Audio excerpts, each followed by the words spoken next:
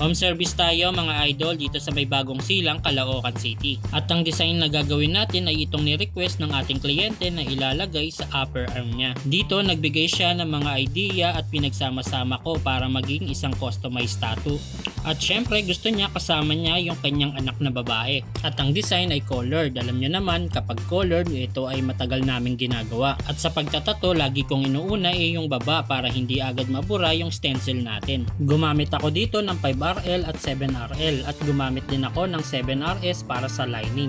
At sa shading naman gumamit ako ng 7RM at 15RM. Ang design namin ay pinagsamang lotus, hanya, tiger at samurai na pinalitan ng mukha ng kanyang anak base sa kagustuhan ng ating bossing. Maraming nagtatanong kung anong brand nga ba ng ink ang may pinakamaganda at matingkad sa balat. Pero lagi nating tatandaan na depende rin ito sa kulay ng skin natin. Lagi natin i-consider kapag tayo ay magpapatato ng colored ay kung aakma ba ito sa kulay ng balat natin. Lagi nating tatandaan na ang colored ay lumilitaw lang sa light tone o mapuputing skin. Bilang matalinong kliyente, maging mapanuri rin tayo sa mga maliliit na detalye lalo na sa tattoo na hindi na mabubura. At ayan, tapos na nga pala ang ating obra. Ito na nga pala yung ating finished product.